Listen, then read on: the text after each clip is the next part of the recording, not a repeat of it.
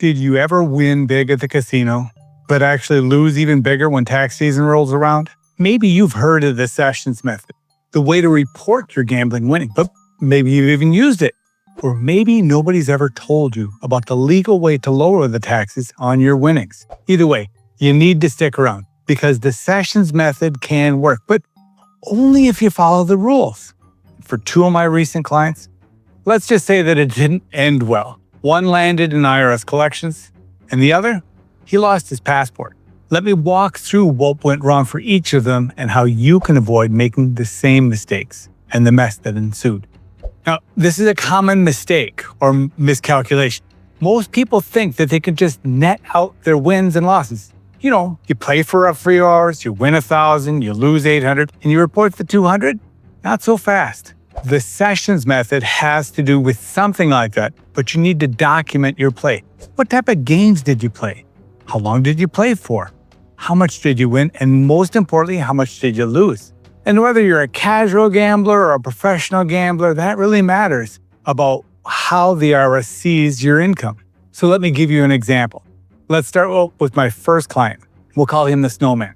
Now, Snowman did everything right, doing his own taxes online and doing the Sessions method. But when it came to his gambling income, day by day, his Sessions method was he netted out his casino winnings for each day of play. And that's partially correct. But here's what the IRS saw. The casino issued W-2Gs that totaled $18,500 in gambling winnings. Since he netted out his winnings, absolutely none of this was reported on his income tax return. Then he had no Schedule A, which is where he technically or properly should report some of his losses. And then Snowman kept no logbooks. He had no ATM report. And this may have helped or not, but he was suspicious of the casino. And they were tracking what he was doing with his player's card. So no chip or player card tracking. Nothing. So the IRS saw gambling income that had not been reported, and so they sent him a CP2000 notice, an automated underreported notice.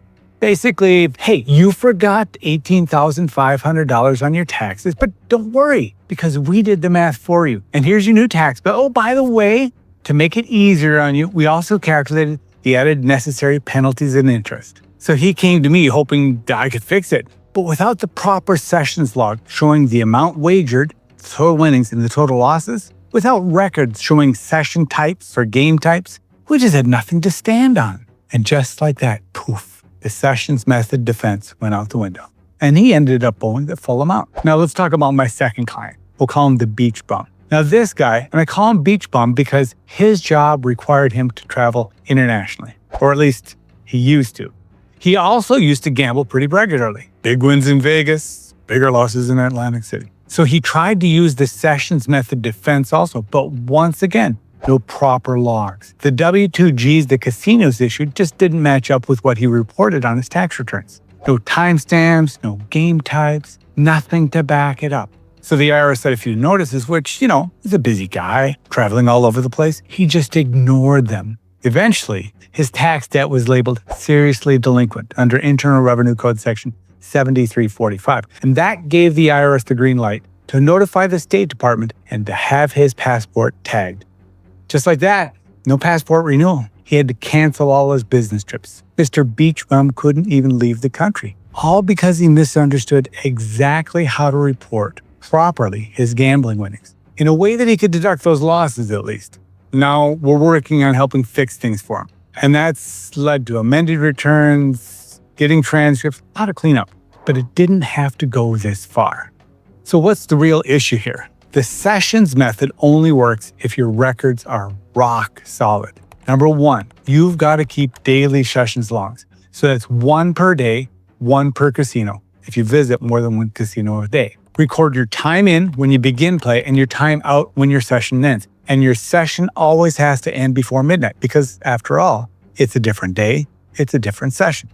You absolutely have to record what type of games you actually played during your session. And you have to record the amount wagered, the exact wins, and the exact losses per session.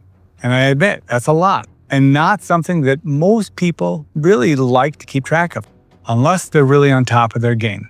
Here's what the IRS really wants to see: a written or digital logbook your casino wins and losses on a statement. You can usually get these if you play with a player's card. And then your ATM withdrawals. And those amounts need to match up with your gameplay for that session. And if you're a professional gambler, well, that means you're filing a Schedule C, just like any other business owner would. But here's the problem. A lot of folks want all the tax breaks of a professional gambler without all the paperwork that comes with it. And it doesn't work out that way. So if you've gambled and you're not sure if your tax returns are accurately prepared or if the IRS is already sending you letters, here's what you need to do. And you need to do this soon. Pull your IRS transcripts for every year you gambled. Gather up all your W-2Gs and your casino win-loss records and then start to build or rebuild your sessions log. Don't ignore any IRS letters, ever. And if you want to, get a tax pro sooner rather than later. And if your tax debt happens to be over $64,000 in 2025, you're just one step away from getting your passport tugged too. That number, by the way, gets updated annually. So you got to be careful to check that you're playing with a full deck of knowledge if you want to make sure your passport doesn't get pulled. So the sessions method can be used as an amazing tool, but it's not a get out of jail free card, right? So done right, it can save you money, but done wrong, it can cost you your freedom to travel, your credibility with the IRS, and a whole lot of peace of mind. Hey, I'm Josh Rubskowski, a local guy here, your tax pro, and a guy who wants to be in your corner. Not just before the IRS, but I can be there before the U.S. tax court too. I help people clean up tax messes tied to gambling every day. So if you're like my client Snowman or Beach Bum, know this. You don't have to face this alone. Schedule a consultation for yourself at besttaxpro.com. A short 30-minute session together could save you thousands in penalties and interest. Let's sort this out together.